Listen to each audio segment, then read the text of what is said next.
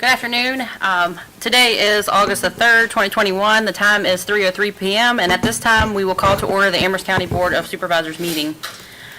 Let the record reflect that Mr. Pugh and Mrs. Tucker will be absent for the meeting.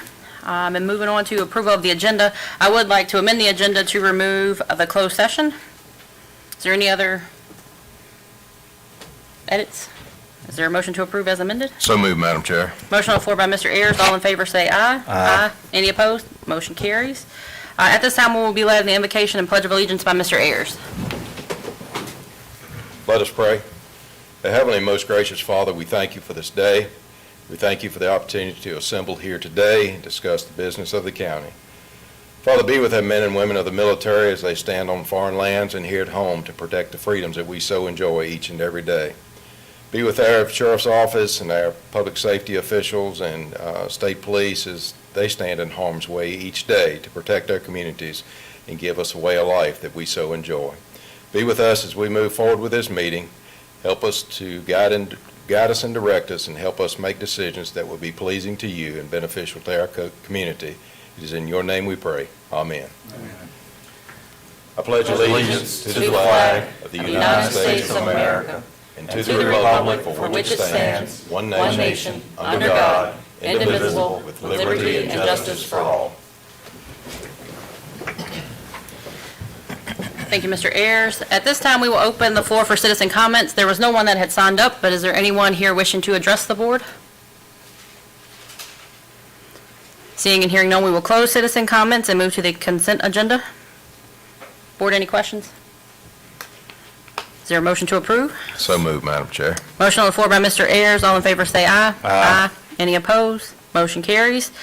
At this time, we are going to special presentation, the Economic Development Strategic Plan for 2022. Looks like Crystal will be joining us. Okay.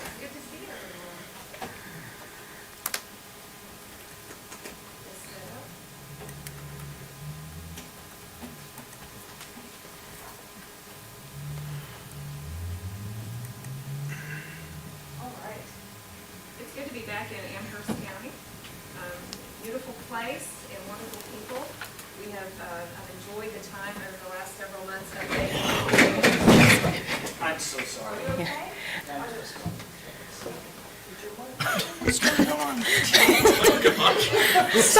Such an effort. Give up your body, Dean. Good job. I've never had someone make such an effort to make sure that I could be heard.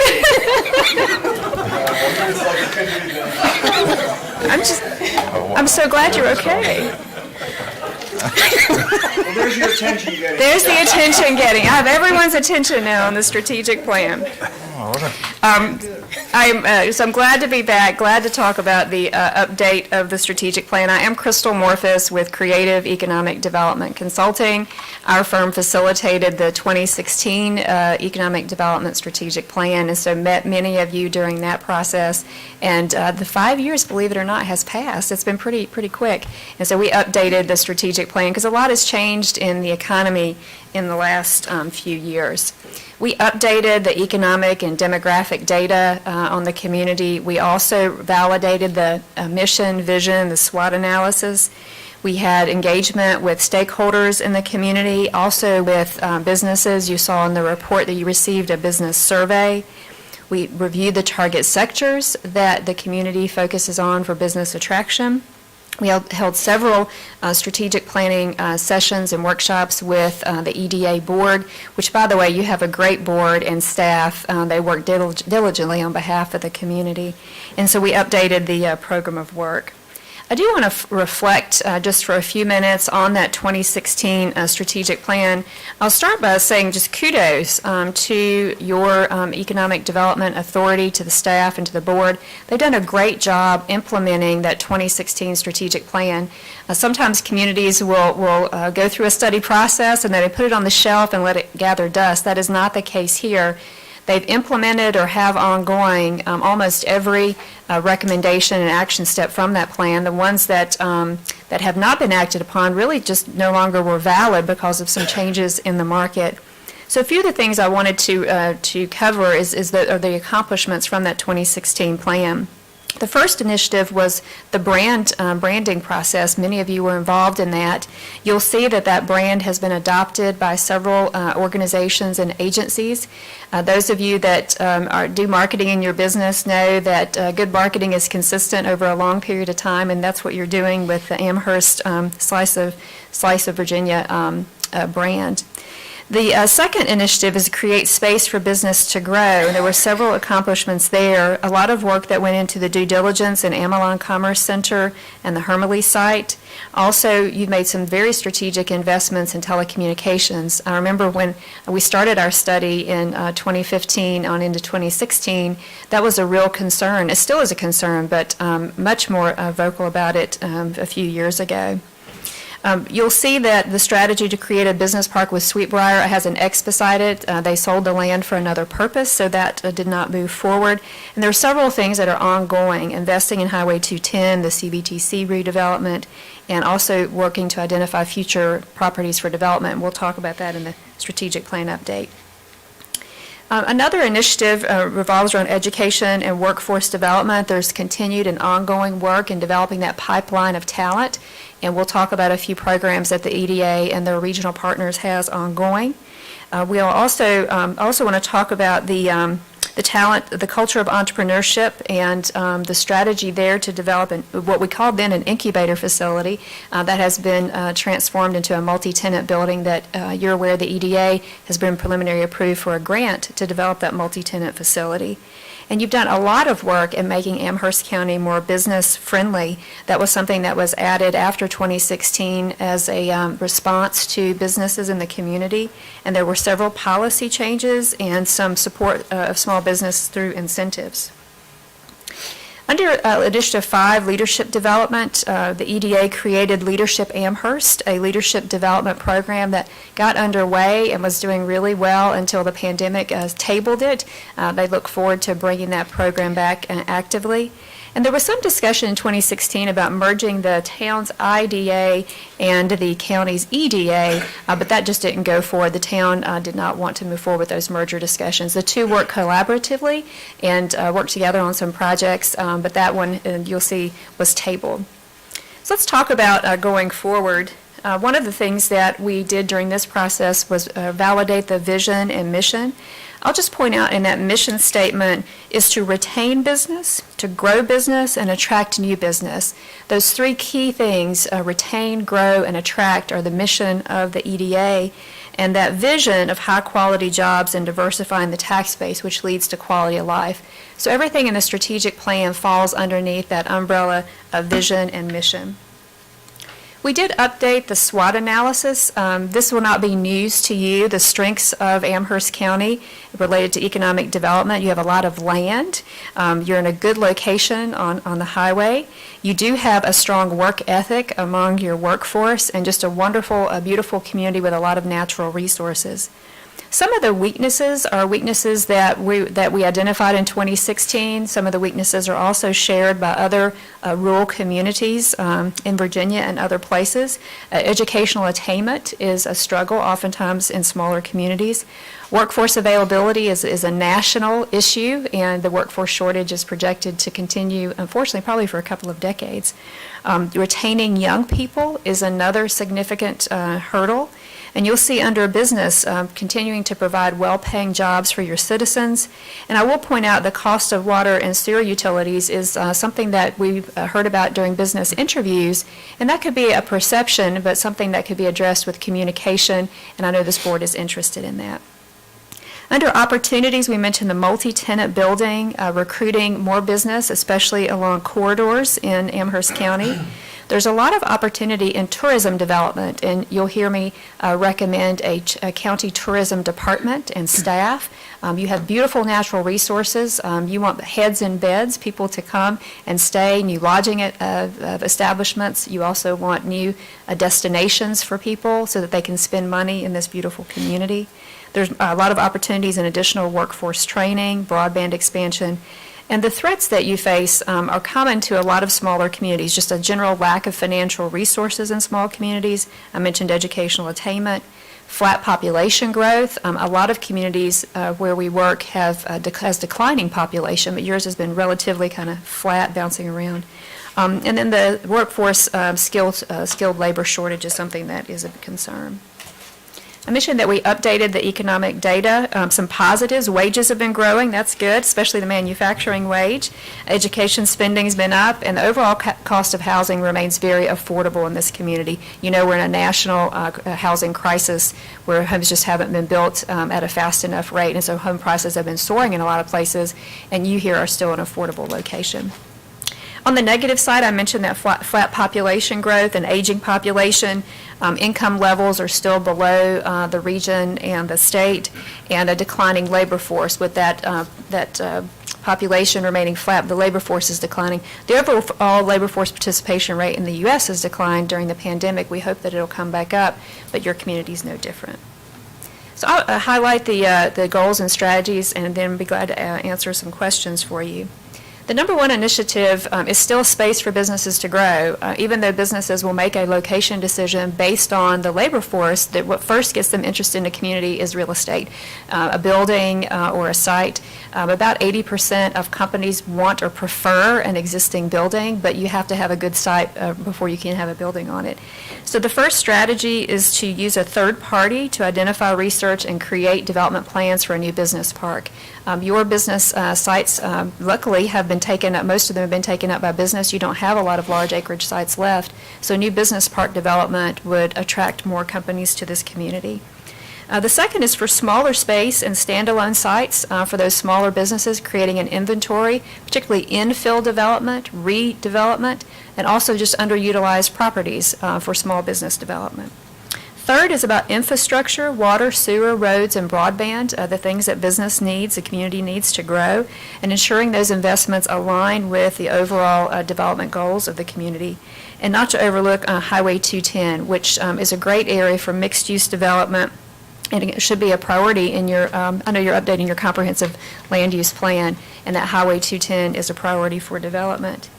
Now, throughout the strategic planning document, you've noticed we've identified cost, benefit, and measurement, and in that are some cost estimates for the action steps that we've recommended. And you'll see one example here of the site identification study to identify property for a new business park ranging between $20,000 and $40,000. This gives you an idea of the cost and then also the resulting benefit and how you would measure that initiative. The second initiative is business startup, retention, and expansion. I would like to give a big shout out to your EDA staff. When I first came to Amherst County and interviewed business, the Economic Development Office had not been proactive in calling on business and forming relationships with them, and a lot has changed over the last few years in terms of outreach and communication from your EDA to businesses, and especially through that business-friendly initiative and engaging with them. And then that last example at the bottom was when the EDA was very proactive in the support during the pandemic, financial support for existing business. Second goal there is to grow small business and encourage entrepreneur development. That first strategy was what we called an incubator in 2016. It has now been transitioned to what's called the multi-tenant building. It's space for small business. And as I mentioned, the EDA has been preliminary approved for a grant to help with that building. The next step will be get it underway and market it and get it full, and then work to grow those businesses that will be in the multi-tenant building. And expanding support services for small businesses, the EDA has starter kits on their website to help business understand how to start a business in Amherst County, to promote those, continuing to work on the business climate issues. And the EDA has a lot of regional partners, and they leverage those partners. One way they can leverage is through like a revolving loan program to provide financing support for small business. And you'll see there's some cost estimates here for the multi-tenant, marketing the multi-tenant building, sponsoring small business training events with partners, and some existing business roundtables, which were very successful and then got tabled because of the pandemic. I think Victoria said they were hoping to bring those back this fall, and I hope that they can start bringing those back where businesses can meet in person. Initiative 3 is education and workforce development. Talent is the number one issue of all businesses, whether you're large or small or in any industry sector, and the labor shortage is going to continue because of the low birth rate in the United States, as well as the declining labor force participation rate. And also, last year, just a tidbit, normally the last several years, 2 million baby boomers have retired every year, 2 million. Last year was 3 million. They just dropped out of the workforce in record numbers last year. They just went ahead and retired early. Some of them may have started lifestyle businesses, but all this is contributing to continued labor force shortage. The number one strategy is a state-of-the-art workforce training system. Your EDA is working with the region on a CTE Academy. That project hopefully will continue to move forward with grant funding. The EDA also had started an IT internship program with Amherst County Schools. It got tabled because of the pandemic. They're bringing that back. And if that's successful as a pilot, they can expand that to other industry sectors.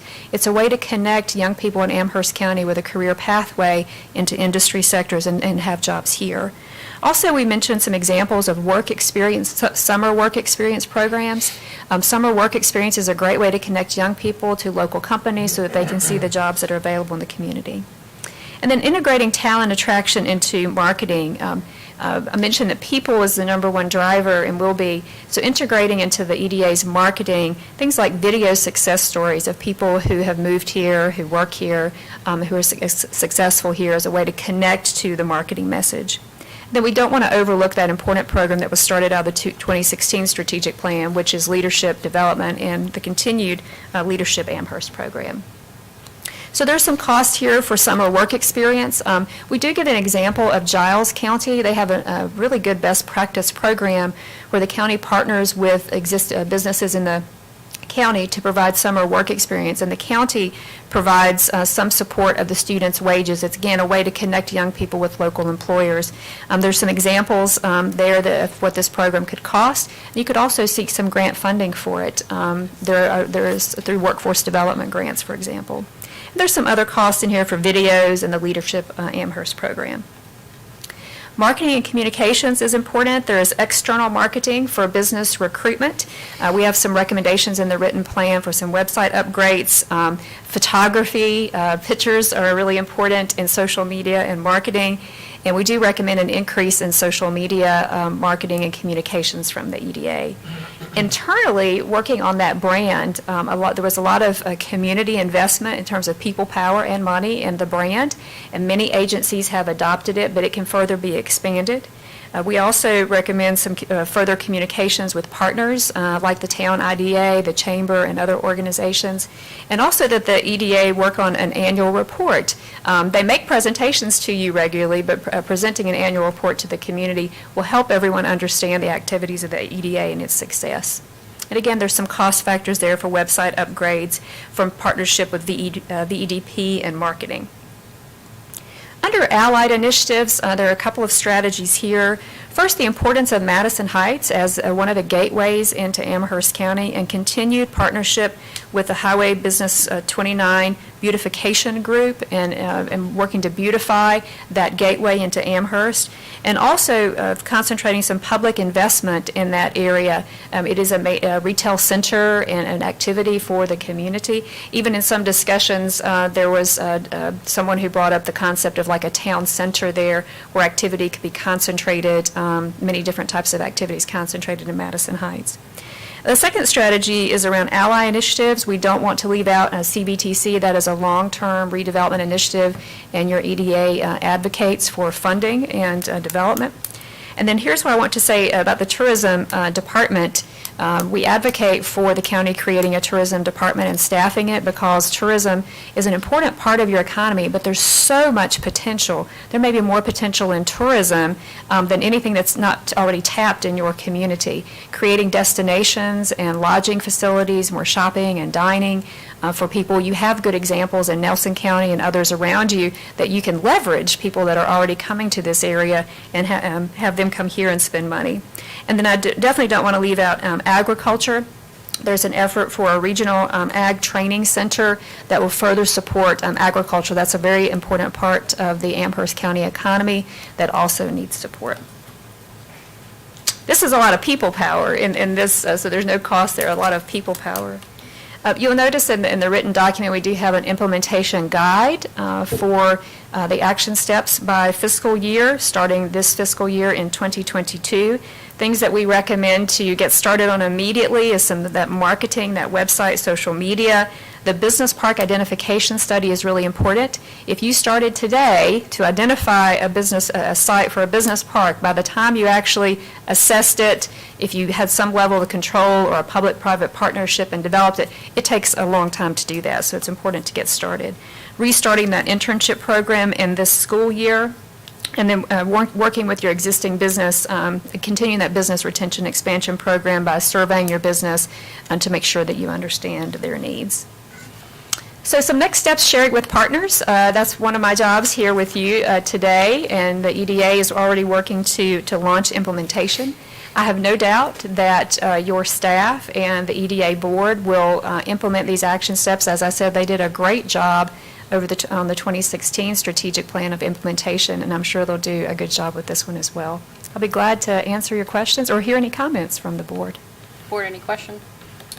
Feedback? Yeah, a couple things. So if you add up all of the cost, it comes up to just under $150,000. So does the EDA have money programmed for those things, or, okay, so very good. The other thing I point out is in your SWOT analysis, there were some references to the Service Authority, and you mentioned perception. At least 3 of the members on this board sit on that board, and we're very interested in working with you to see how we can improve things. So the Service Authority just actually met before this, and we We'd like to send an invitation to the EDA to come and let's sit down and work on these things to see what we can do to improve, because we'd like to be seen as more of a opportunity and than a weakness. So I'm sure you and Bob can get together and schedule that. That's a really good suggestion. Sometimes what we find with that is perception, past history, lack of communication on different party sides and bringing it together. But we had a discussion before the meeting talking about the need to really understand what drives that perception and then to work on it. So that's a great suggestion. Thank you. Mr. Ayers, you have anything? No, ma'am. So, Crystal, if you'll explain, I think that I know the answer to this question, but for the good of those that are tuned in, who was involved with your assessment of the county for your SWOT analysis? I know that from a board supervisor perspective, I was involved. I'm assuming everybody else had an opportunity. EDA board, community members, businesses. You want to elaborate on that? Sure. So let me go back to 2016. It was, I think, the first time that Amherst County had done an economic development strategic plan, and we had hundreds of people involved in various levels of interviews, focus groups, and surveys. Since this was an update, the engagement that we had this time, we had one-on-one interviews with elected leaders. We also did one-on-one interviews with businesses in the community. We had a business survey as well. We also interviewed town leaders as well, and then a lot of input from the EDA. Did I miss any group? And some of the allies, like Supervisors. Yes. Monica Nation, Mhm. a variety of different groups like that. Yes. Perfect. Thank you for that. I know there's a lot of things to celebrate and a lot of work to continue, so thank you for your time today. Still looking forward to the logo on the water tower. That is, it's great marketing. So, if you think about these iconic logos over time, like Coca-Cola, it's a consistent message over time. And so any agency that can adopt that logo or some variation of it, and the more places you can put it, just gets more traction out of the investment that you already made in that brand. Well, I'm so looking forward to it. Yeah. Thank you. Thank you. It's good to be with you all. Up next, we have the Forestry Management Plan. Mr. Profit.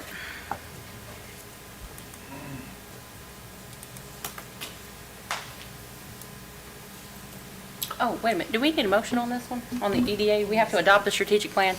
I apologize. Madam Chair, I move we adopt the EDA strategic plan as presented. Motion on the floor by Mr. Martin. All in favor, say aye. Aye. Any opposed? Motion carries. Thank you. Okay. Ms. Profit, you have Ready the to floor. go. Yeah, thank you. Well, if you remember a few months ago, I presented on behalf, I guess, of our Public Works Department their efforts to maintain all of the county's properties. And in so doing, they engaged the services of the Virginia Department of Forestry to create forestry stewardship management plans on all of its wooded properties. Several of those have been done, but the Forestry Department has informed us that on 2 of those properties, they are recommending some harvesting activities. It's on the existing landfill property and the Windy Ridge old landfill property that's off Grandma's Hill Road. And so to move forward with this, we have performed a procurement process, selected a professional forestry consultant to help us with implementation of those recommendations.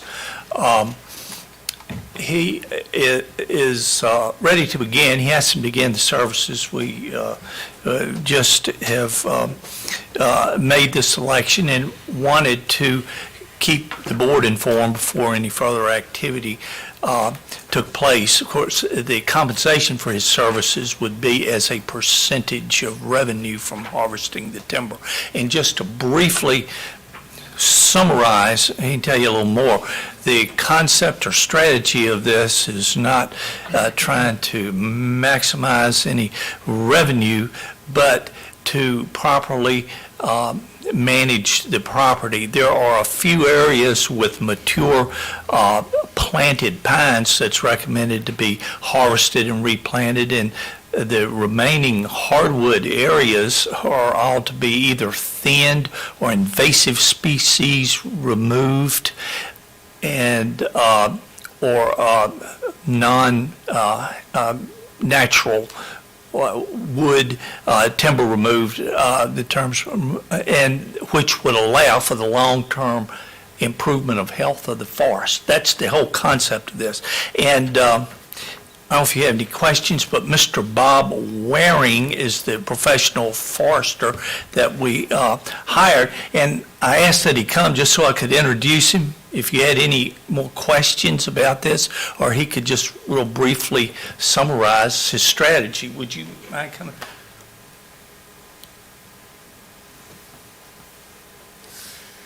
Yes, Mr. Waring. I'm Bob Waring. I'm a forestry consultant from Scottsville and a Virginia Tech graduate. I reviewed the plan that Bill Perry had written for the two landfills that he had recommended harvesting on. One is Windy Ridge, and the other one is the Kentmore landfill. And I would agree with the recommendations he had made in the forest stewardship plan. At Windy Ridge, the timber had been high graded in the past. It looked like it may have been 30 years ago, but you can still see the effects of that in the forest, and where the better trees have been cut and the lower value trees left. There are some scattered white oak at Windy Ridge. Some are solid, but some are defective trees. But what Bill had recommended is a shelter wood cut. There's 88 acres at Windy Ridge of hardwood that he had recommended a shelter wood cut where a harvest is made, which is almost a clear-cut forest, but it leaves scattered trees at about a 50-foot spacing between trees, and the trees that would be left would be, I would mark these to be left and not sold. White oak would be the top priority, and then yellow poplar after that, perhaps northern red oak or a southern red oak, depending on the spacing. And the rest of the trees are sold then in a shelter wood cut. And then in this cut, it looks like a park afterwards, because everything except for these trees that are marked on each side to retain is cut. And then regeneration occurs from natural stump sprouting, from seed that's on the ground, and then also hopefully from acorns and from yellow poplar seed that falls from these shelterwood trees. They also provide somewhat of a shaded area, and that helps the seedlings survive. Then after about 10 years, the overstory is cut again, and the regeneration is either run over or cut down in the process. Some may survive this second logging 10 years in the future, but it gives you advanced regeneration after the second cut, which is 10 years old, has a 10-year-old root system, and hopefully more white oak, yellow poplar to regenerate in the understory. There's some areas of loblolly pine out there, as Mr. Prophet mentioned. Those would be clear cut and probably should be reforested with loblolly pine. What I envision is a lump sum sale, a sealed bid sale for this. I would do my field work in the wintertime and probably have this sale, conduct a sealed bid sale in the spring. And the county would have the ability to choose the high bidder among the bids that come in. I would envision splitting Windy Ridge up into a couple of different sales, because there's 88 acres of hardwood there, plus the other areas of pine. The Kentmore landfill is a different story, where what Bill recommended was a thinning in the hardwood or hardwood pine stand that's there. So that what I would do in that is mark an example area and then work closely with a logger to cut out natural pine, which is there, scarlet oak, which is a shorter-lived hardwood tree and low-value tree, and then perhaps some of the red maple and the chestnut oak that are there, to leave the existing forest in better condition, remove some of the lower-value species so that you have increased growth of the trees that are there. And at Kenmore, I would envision splitting that, since there's so many acres involved, into perhaps 3 different years, 3 different timber sales. And that would be a per unit or a pay-as-cut sale, where I would work closely with the logger and the trees that were chosen to be cut, and the county would be paid weekly. We could ask for an advance payment in that, but the county would be paid weekly. There would be settlement sheets that the county would see, I would see, and also load ledgers for the loads that were accounted for that would be removed from that timber sale area. What I had envisioned in that then is I would advertise I would cruise the timber and then advertise an amount of timber, hardwood, pulpwood, pine pulpwood, and logs, and bids would come in, be applied to the volumes that I had cruised to determine who had the high bid on that. That's a brief summary. I'm happy to answer any questions that you might have. Board, any questions? I have none. Sure, so you made reference, I think you made the quote that it would look like a park. That's not really the case, though, is, I mean, what's going to happen to the laps and all those things? The treetops, down to what is not merchantable as pulpwood would still be left on the ground. The stumps would be cut fairly low. It would look like a park, but it would not have grass in the understory. The stumps would still be in place. And the treetops and the limbs would be left, right? Yes, they would. So it really wouldn't look like a park. If you looked at the ground, it would not look like a park. That is Okay, correct. Fair enough, all right. So I guess my question is for Mr. Rogers. This has been put on the agenda as information only, but it sounds like you're moving forward. I'm not sure this board has ever made the decision that we want to cut our timber, right? So before we go off doing this, I think there should be a discussion by the board on whether or not we need to do this, we want to do this, or not, right? Of course. I mean, that's the reason why this information is here, to let you know that we need to manage our forests. We haven't ever done this before.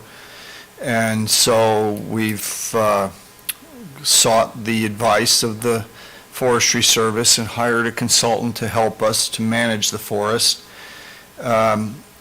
What would you like to see in terms of additional information on, I presume you want to see options ranging from doing nothing to clear cutting, and the advantages and disadvantages of each, maybe? Sure, because I read through all the reports, and, it made it sound like after 50 years, the health of the tree goes away, is kind of the way I read it. Right, and it But loses none its of the- value, right? But I don't think any of and I believe the forested land that we're talking about, at least with the hardwoods, didn't appear that any of those trees were suffering right now, right?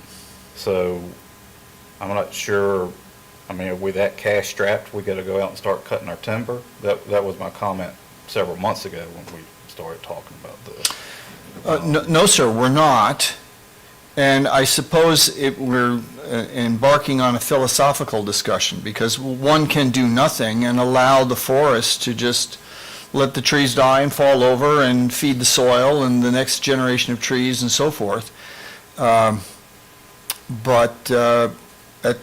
in another spot on that spectrum, from doing nothing to doing everything, is utilizing the resources that we have. I mean, we do own this land, we do own the trees, they have value, commercial value, in addition to environmental value.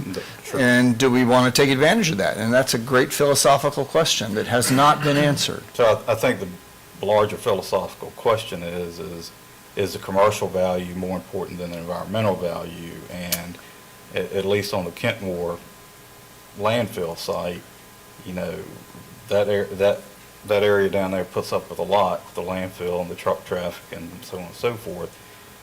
Do we really need to go down there and start cutting the timber off of it too? And kind of add insult to injury, right? We're putting a big transfer station, all that. So I think it warrants larger discussion than just us going off, deciding we're going to cut the timber. Okay. As far as the loblolly pine, yeah, that's kind of a cash crop. Sure. Okay, cut it, replant. But our areas that have more of the hardwoods, I'd leave it alone. All right, well, that's the view of one That's board how- member. Can I suggest that we schedule this for a future meeting, and Mr. Warren, can you come back?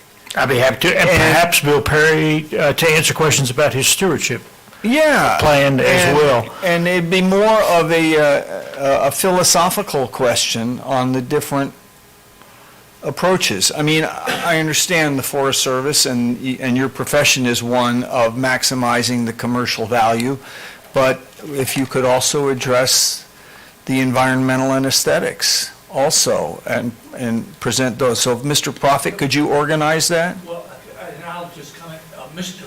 Perry would have liked to have been here today in Glenby, but he's out of town. Yeah. He's out west fighting forest fires. Yeah, Right. forest fires, and that's where he is. But he would certainly be a good resource to answer. Well, since Mr. Warren didn't even plan to cruise it until winter time anyway, we have plenty of time to organize this and bring it back to the board. That's a good thing about trees, there's usually not a big hurry.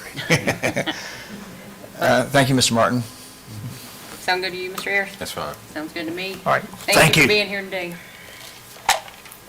And Mr. Rogers, you'll just get that on a future agenda. Yes, ma'am. You'll see it in the coming months.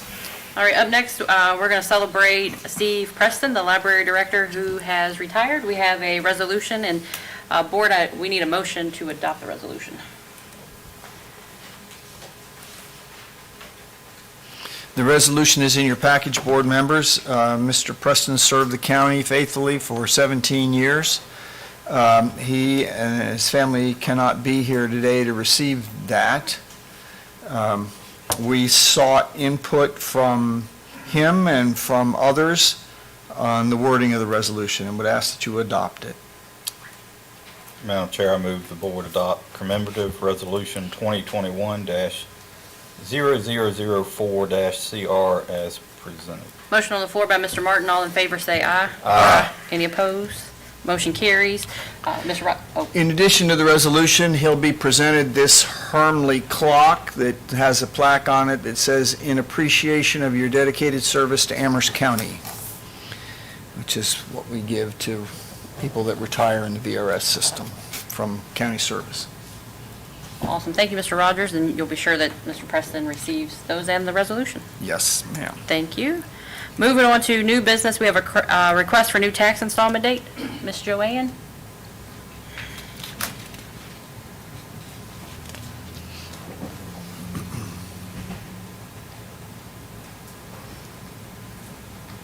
Good afternoon to you all. I think you have information in your packet about that, and I'm just requesting a change from June 5th for the first installment, which it would not affect until next year, in 2022. But requesting a change in the County Code of Ordinance, Chapter 14, Taxation, Article 2, Real Property Tax, Division 1, Section 14-26. And it's to really help us as far as, I know you all have your deadlines as far as approving the budget, but a lot of times it's at the very end of April. And that gives us a very short period of time there to get tax tickets printed and mailed out. And we have to give the taxpayers 14 days at least, and they want them quicker. So if we can just, extend it up to July 1st, and then just keeping the second installment for December 5th. They still have their about 5 months difference in there. So that's the main thing, of just giving us a little more time, the taxpayer a little more time, and I think it would ease the tension. Board, any questions? Madam Chair, I move that the board direct the county attorney to prepare a change in the Amherst County Code of Ordinances, Chapter 14, Taxation, Article 2, Real Property Tax, Division 1, Section 14-26, changing the first installment real property tax date from June 5th to July the 1st of each year. Motion on the floor by Mr. Ayers. All in favor say aye. Aye. Any opposed? Motion carries. Thank you. Thank you.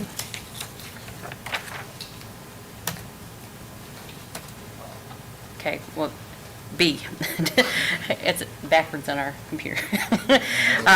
Daffodil Lane's first, sorry. See, on the computer it says ACB. Hey, good afternoon. At your July 20th meeting, we went over this. VDOT is considering the discontinuance of State Route 1216 Daffodil Lane. It's in the Monroe area of Amherst County. It's a .13 mile segment. And you may recall, VDOT's not going to abandon the right-of-way. They're asking for permission to discontinue a .13 mile segment of road. We brought to you last time the idea of whether or not we needed to hold a public hearing. We've received correspondence today from Jeff Kessler with VDOT that said they've notified all the property owners. They've received no notification from any property owners, so there's, again, still, as far as we can tell, no reason to believe that anyone's upset about this. And so the recommended motion is that the board approve Resolution 2021-0017R. Board, any questions? Yes, and this is more for, oh, there you are, Mr. Lockaby and Mr. Rogers. So we understand what discontinuance means, but should we put in the resolution that we do not support the abandonment for future reference? Do you think it's new? Well, the point of the resolution is to answer the question, does the county want to hold a public hearing? I don't believe there's anything that will stop VDOT from abandoning its maintenance. They simply No, have... I'm not talking about abandoning the maintenance, I'm talking about abandoning the right-of-way in the future. Oh, Yep, Mr. Martin. Oh, I'm sorry. that, they don't intend to do that. They haven't asked for permission to do that. We can, I suppose we could add that. Certainly could just say we support the discontinuance, comma, but not abandonment, comma. That's Could add not that a in. hard thing to do. I would move the resolution with that change. Any other questions before we take motion up? Mr. Ayers, you good? I'm good. All right, motion on the floor by Mr. Martin. All in favor say aye. Aye. Any opposed? Motion carries. Thank you. Jeremy. Patrick, you're up now. This is the appropriation for football referees. Hello, thank you for hearing me. I come on behalf of Bruins football and Wolverine football, two of the local programs here in the community.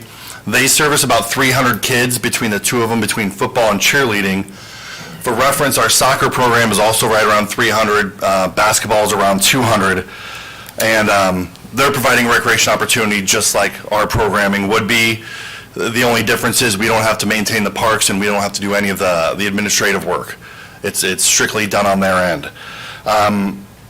What happened and what got them behind is the COVID year came.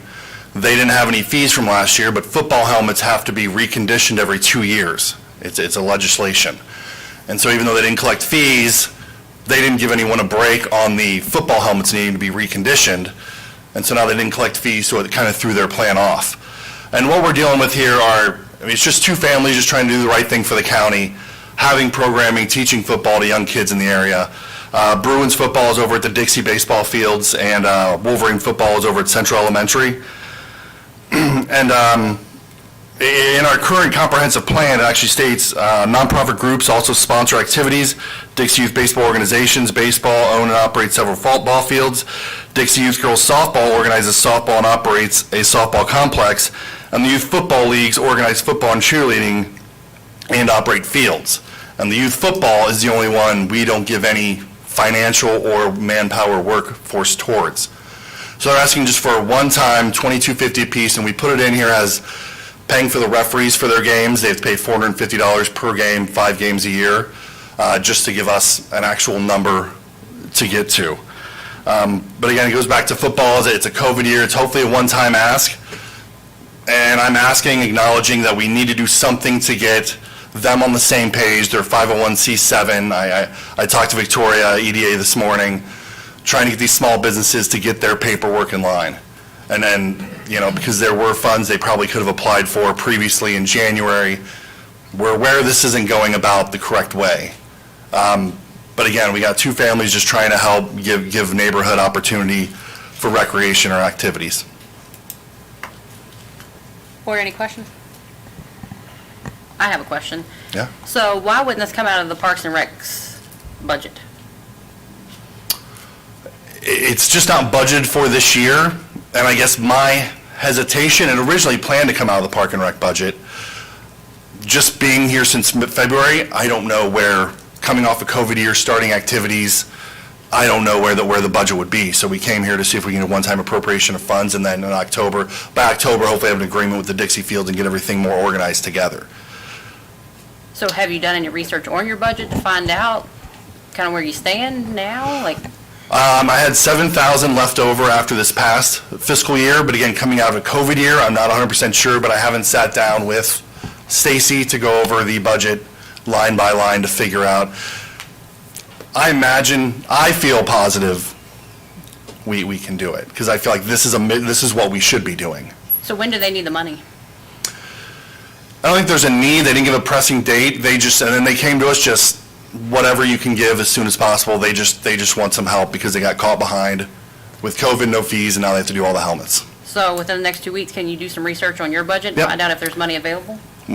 It's my understanding that we have done that research. Oh. And there's two factors at play. One was it wasn't built into the budget. And so there's not money in the budget for this. But this is the beginning of the year. This is the beginning of the fiscal year. It looks like there's a lot of money in the budget. But that's got to last the entire year now and get us through to the end of the year. And the budget was built on existing expenses and wasn't built to include this. Madam Chair. Yes. Victoria, do you think I know there was some surplus money left in the COVID that came in for business and some was for nonprofit. Is that totally utilized, or do you think it's anything there that could help this program? So there was nonprofit money in the CARES Act, and that's all been given out. In the back in business, it's only for profits, and that is remaining as for-profit businesses. It is possible that if we cannot reach 50 businesses by the end of this calendar year, if there's still funds remaining, that it can be switched to nonprofit. But right now, it only sits for for-profit businesses, and we think we're going to make that 50 here in the next couple of months. So we don't foresee that this money would be available for nonprofits, but it's a possibility.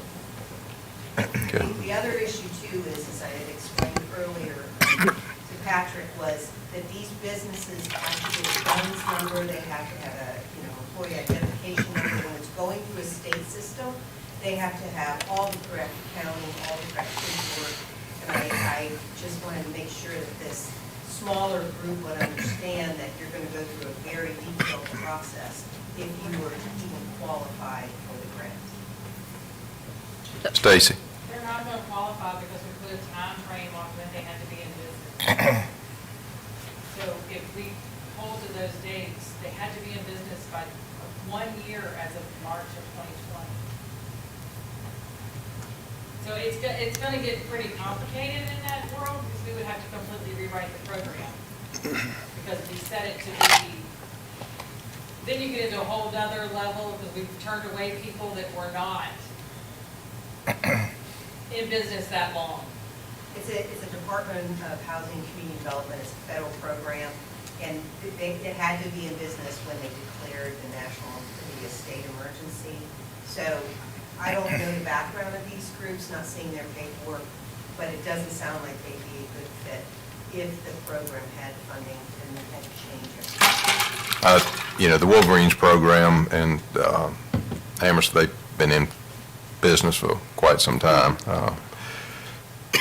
They've mentored a lot of kids in this community, so, I don't want them to be out here struggling, trying to figure out how they're going, because all the folks that work with them are volunteers, and, I know it's been tough on them trying to get through everything else, and what, $4,500 to provide mentors and programs for about 300 kids in the community. I think it's something we need to think about. I agree, too. I'm just curious about where the money can come from. But I thought I heard you said there were 7,000 left over from last year. No. No? No. In our budgeting system, at the end of the year, that money rolls into the general fund, and it becomes the new year's budget. So it's not like there's now $7,000 more because it was left over from last year. No, that's built into this coming year's budget. Was it in the Park and Rec's budget? The $7,000, does it roll over to It their all specific goes area? away at the end of the year, and you get a whole new budget at the beginning of the year. Operating budgets go away. They just cease to exist. Oops. We don't roll over operating budget unless someone asks and we bring it to you all, like the one that was in your consent agenda from the social services. He did have $7,000 left in electric, which is also where we make our payments for lights to help the Dixie Youth baseball, the Dixie Youth softball, and then Madison Heights baseball, there's 2 baseballs, 1 softball. So, but we were not operating all of our facilities at the capacity we normally do, and when I went back and looked, I don't think he'll have $7,000 left in that line item this coming year, and everything is based on what was being done before, and there's not a lot of fluff in the budget anymore. So if it happened before COVID, it's likely to happen after COVID. Madam Chair, this is what I would say. So I sit on the Parks and Recreation Board, and when the discussion was held, I believe their thought was that it would be able to come from the existing budget. Okay. I think since then, we've found out that there's no room. Okay. New director, whatever. We need to move forward. I think that moving forward into next budget year, because Ms. McBride is exactly right, budgets are much tighter, and that's a lot to do with us, right? Or me, I guess. But anyway, I think we need to support the 2 youth football teams. I don't have a problem with it coming out of the unobligated general fund. I don't want to set a precedent that every time we turn around, another agency's coming to us asking us for unobligated funds. The Parks and Rec Board and the Parks and Rec Department needs to come up with, okay, here's our criteria for how we're going to support these youth athletic activities. Here's the application. You have your application deadline, so we'll know what we're looking for, and it becomes part of your budget. And we've already started to try and find back where this started with Dixie Youth and Dixie High. We don't know where anybody I've got to do began. some research on that. I still haven't found the minutes on why we started paying that about a dozen years ago. Because that was my original issue. How do we But I sponsor would one and maybe not another? recommend that they just go through your nonprofit process. Because we already have a process for nonprofits to But apply. don't we do that at the budget year? We do that as part of the budget Yeah. process. It would not help the Bruins Right now. right now. But I think all of the parks and, all of the athletic things should just come through the Parks and Rec. Well, they can. That would actually be a very helpful additional layer, because if they were vetted by Parks and Rec, Right. then they went to the nonprofit, because then they have to compete with legal aid and everyone It would else. just come through their budget, as part of their budget. This is who. It would just be a 501c7, the social clubs and recreation kind of nonprofit Right. sector. So with that being said, I'd move that the board appropriate the $4,500 from the obligated general fund for these programs on a one-time basis. Motion on the floor by Mr. Martin. All in favor, say aye. Aye. Any opposed? Motion carries. Got a new Thank you. process. Thanks. And Mr. Martin, are you taking that to the Parks and Rec Board as a recommendation for them to Well, vet? Patrick will put it on their agenda, ma'am, Perfect. and they'll build those criteria and the process to go forward. And then they'll have to announce it to the nonprofits and collect Well- their applications. And they had actually, I believe, alluded to that in the past meetings anyway, so that'd be good, great, yep. Perfect. Thank you. Moving on to the county administrator's report, we got boards, commissions, committees. Yes, ma'am. On the Planning Commission, there are 2 seats that expire at the end of this month, and both of the individuals in those seats, one is Ms. Gamble from District 2, and the other is Michael Martineau from an at-large seat. They would both like to be reappointed, and despite our advertising for additional applicants in the newspapers, no one else has applied. How would the board like to proceed? Board, any questions, or is there a motion? Madam Chair, I make a motion to reappoint Mr. Martineau, the at-large representative, and Mrs. Gamble as a District 2 to the Planning Commission. Motion on the floor by Mr. Ayers. All in favor, say aye. Aye. Any opposed? Motion carries. Thank you. County Attorney, welcome back. Thank you, ma'am. It's good to see you. Have 2 items under County Attorney's report. The first of which is a further update on the opioid settlement, as well as an issue about appointing a substitute trustee for CDBG deed of trust.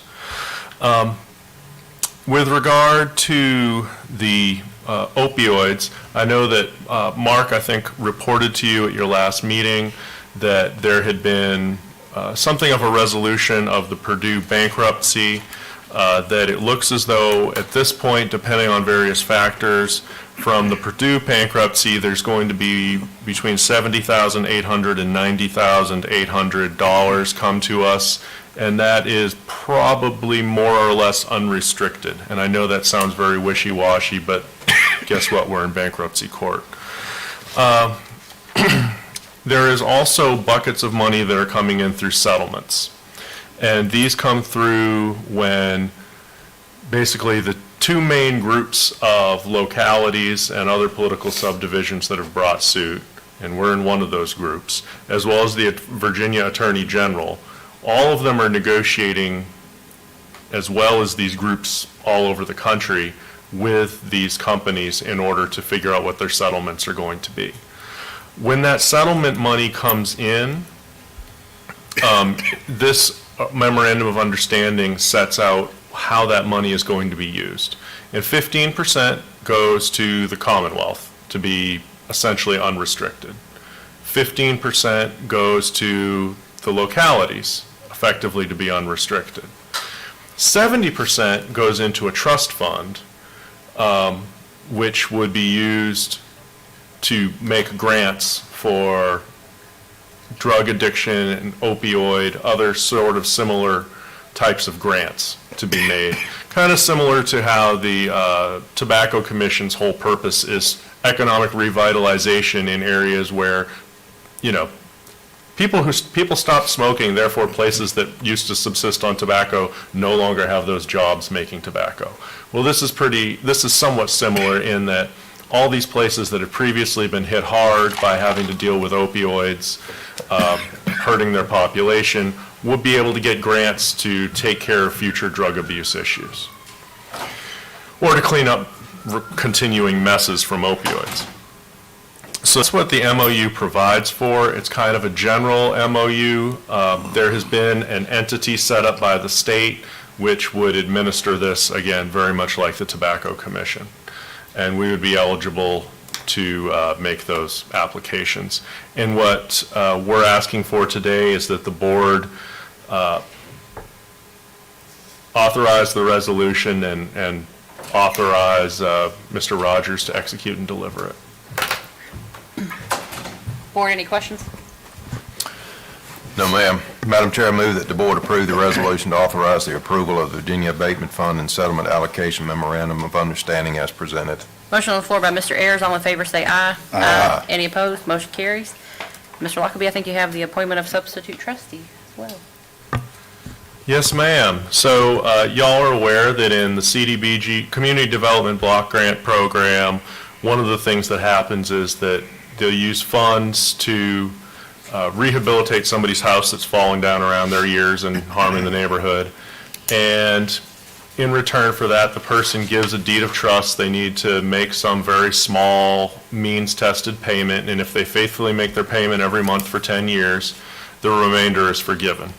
Well, we've hit the forgiveness point on one of these now, and Ms. Bowyer is still listed as the trustee who has to release the deed of trust, and, well, she's not here to do it. So Mr. Popovich asked if you would please authorize, again, Mr. Rogers to execute and deliver a deed of appointment of a substitute trustee so that Mark can just go file the release of the security interest. Board, any questions? Well, I'll make the motion. I move that the board hereby authorize the county administrator to execute the deed of substitute trustee as presented. Motion on the floor by myself. All in favor, say aye. Aye. Any opposed? Motion carries. Thank you, Mr. Lockaby. Thank you, ma'am. Departmental reports, as there's a treasurer's quarterly report. Any questions? That's just for information only. And at this point, we're back to citizen comments. Is there anyone here wishing to address the board? Seeing and hearing none, we will close citizen comments. Move on to matters from the members of the board. Mr. Ayers? I have nothing. Mr. Martin? No, ma'am. I have nothing. Is there a motion to adjourn? So moved, Madam Chair. Motion on the floor by Mr. Ayers. All in favor, say aye. Aye. Any opposed? Motion carries. Meeting adjourned.